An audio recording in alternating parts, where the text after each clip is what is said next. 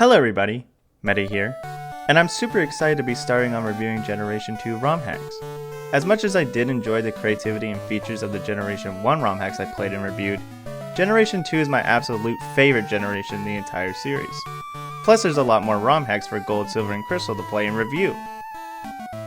For the first hack I'm going to review, I decided upon one that shows not only what Gold and Silver could have been, but also the dedication of fans to restore Pokemon's history. I'm talking about Level 3's recreation of Pokemon Gold and Silver Spaceworld demo, Pokemon Super Gold 97.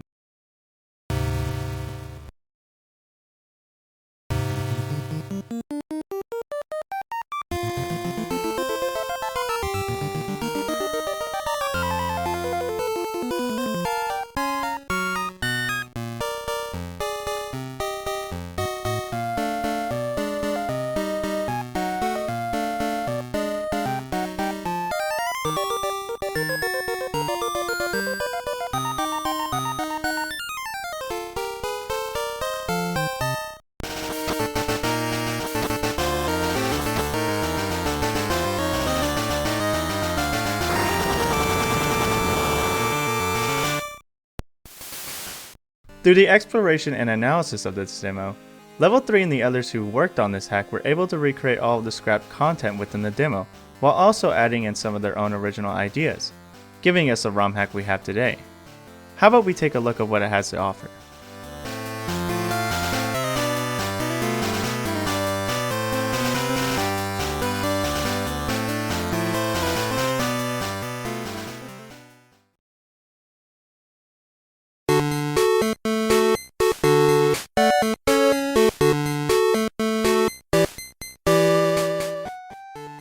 For those unaware, the Gold and Silver Spaceworld demo is an early version of the games that were shown at Spaceworld 1997, Spaceworld being an annual trade show held in Japan and hosted by Nintendo, where new games would be shown off and available to play to anyone who attended. For the longest time, not much was known about the demo to those who didn't attend the event, other than a couple of photos and word of mouth. However, in 2018, the ROM files for the demo were posted anonymously online, allowing everyone to experience it. Of course, with it only being a demo, there are plenty of restrictions and limitations to anyone playing it. First off, you're only given so much area to explore before you've seen everything the demo has to offer. And even though there is a version with a debug menu in it, allowing further exploration, there's still only so far you can go and do in an unfinished game. Secondly, the demo only provides the player with a limited amount of resources, and both Pokemon Center and Marts not being available, making it quite difficult to keep yourself from blacking out. Which ends the demo, by the way.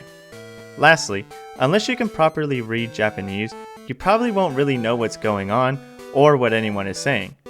That's where this ROM hack comes in.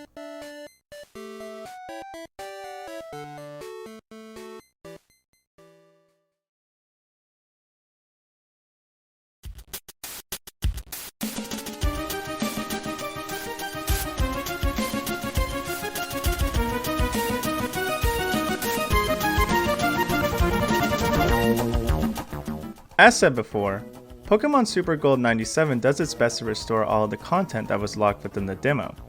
The beta region of Nihon, for example, has been fully restored with towns and areas that have been fleshed out and filled with both Pokemon and people alike. While a good amount of the NPCs have been grabbed from the Gold and Silver we have today, the others are unused characters and trainer classes present within the files of the demo, giving custom dialogue and life. I really do like all the effort the team made to fill the region with life through these NPCs, and the interactions with them, giving personality to the long-forgotten region, especially with the usage of the scrap trainer classes. Although I do wish they used them a bit more, with some of them only getting 1 or 2 appearances throughout the hack itself. Still, they did a wonderful job breathing life into the region. The hack also follows the rules of the demo itself, with the biggest contender being the type matchups being way different from what we have today, most notably from the 2 new types that were introduced within this generation, Dark and Steel. While its bug weakness still remains to this day, Dark types within the demo have both itself and normal types to fear, and also lacks an immunity to Psychic types, only resisting them. They also lack the weakness of Fighting types and only receiving neutral damage from them. They still threaten both Psychic and Ghost types in this demo, so at least that's the same. While Dark types differences are pretty interesting, Steel types differences are a lot more shocking. First off, Steel, called Metal in the demo, does not have any of the modern day resilience it's known for today, lacking pretty much all of its resistances and only lowering damage from fighting, rock, and poison types. Yes, it only resists poison types, and is not immune to them. However, it is immune to damage from itself. Interesting enough, Steel is only weak to 2 types in this demo, that being water and electric, both types that only do neutral damage to Steel's modern counterpart. The demo also does feature the poison and bug type matchup found in RBY, both being super effective to one another. And while these differences are fairly interesting in their own right, they're also what makes the experience a lot more fun. Yes, it does mess with any muscle memory you might have with the modern day matchups, but it also provides a more unique experience in learning and getting used to them, plus making it more unique from the final products themselves. Lastly, the biggest thing to retain from this demo is the unused Pokemon, of course.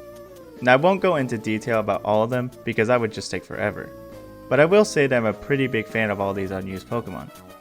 While a good portion of them will probably never see the light of day, some of them will go on to inspire future designs or ideas, such as evolutions for both Tangela, Lickitung, and even Farfetch would later become a reality in future generations, a grass type evolution that would later become Leafeon, an array of baby Pokemon that would either debut in Generation 2 or have to wait for future generations to exist, and some ideas for Pokemon that would be used in later Pokemon. There are still a good amount of Pokemon that do not appear within this demo that would be in the final game. Sorry, Wooper isn't available here, but Quagsire is. I do have 3 of my personal favorites from this lineup that I will go over though. First off, Giranra, the Tangela evolution in the demo, is a welcome Pokemon for me, considering I like Tangrowth, so I was really happy to see the scrapped evolution. I'm also a really big fan of the design, with the only thing visible through the vines is a sinister looking grin, making it look a lot more menacing. Next up is Taban, which looks to be a Shelter that has fallen off its Slowbro or Slowking. I would really like this to exist considering this form of Shelter is only seen latched to either Slowpoke evolutions. It could work like Mantag's evolution and requiring a specific Pokemon in your party, having the Shelter evolve into Taban, or whatever new name they might give it, whenever Slowpoke is present in the party. Interesting enough, there is some official artwork depicting a sort of de-evolution for both Slowbro and Slowking that would create the existence of a Taban. Either way, I think it would be a neat idea to see become real someday, but I doubt it. The last one I'll mention is Warufu, which as shown before could be a predecessor and or inspiration for Mimikyu, being a creature hiding underneath a disguise and concealing its true form. As cool and popular as Mimikyu is, I like this Pokemon a lot more, considering it's hiding underneath the pelt of another creature rather than a rag resembling the Pokemon mascot. I also really like that it's an evolution, showing how the pelt has grown more rugged and stretched as the Pokemon itself has grown bigger, showing a bit more of its limbs outside of the pelt itself. Now, while all these things were retained from the original demo, there were still many things lacking for it to be a full-fledged Pokemon game. Thankfully, there were plenty of unused resources that dwelled within the demo itself, and with a little imagination, anything was possible.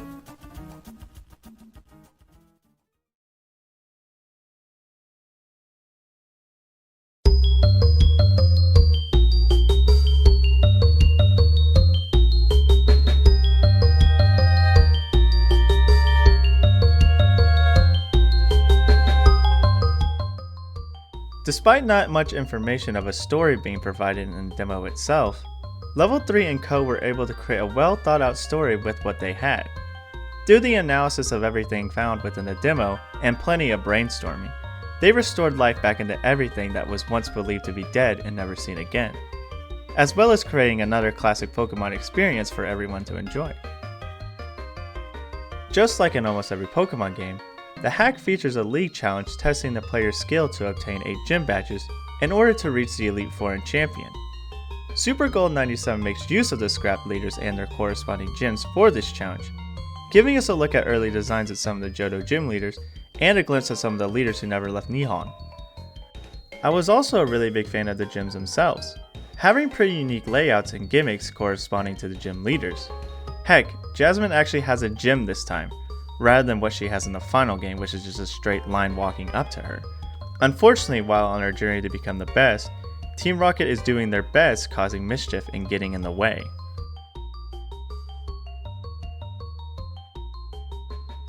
Within this hack, Team Rocket makes an appearance causing trouble throughout their region, sporting new and old faces alike. You'll run into them many times throughout your adventure, getting closer and closer to knowing their final goal. One thing neat about Team Rocket here is the existence of one character within their group, Imposter Oak. A character that has never appeared in the mainline Pokemon games, but only in the TCG and the Pokemon Adventures manga. The sprites for Imposter Oak can be found within the demo itself, and I'm really glad that level 3 put him in the final hack. Being used to gaslight the people in Nihon into believing Team Rocket are actually helping and not harming the Pokemon, as well as being a decent challenge for the player to fight. There's also the main cast of the hack, following what the demo had set up. In this hack, Professor Oak reprises his role in being the main professor, and once again sending 2 kids off to help with his research. Both Gary and Daisy make an appearance, having become aides to Oak, assisting him and you wherever they can, and the rival of the game being your pal rather than just a criminal like their modern counterpart. I actually really like the main cast and their dynamics in this hack, feeling more like a team or group traveling to multiple places together and meeting up every now and then. Your rival also helps you stomp down Team Rocket's plans, while also not being a pushover themselves.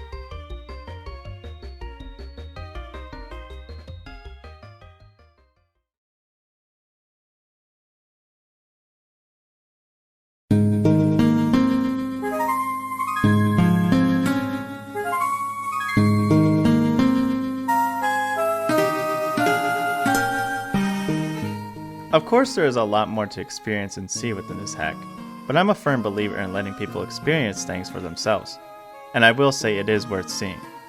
I honestly feel like level 3 and the others really handled this hack well, by creating what we could have gotten if the demo was still planned for Generation 2.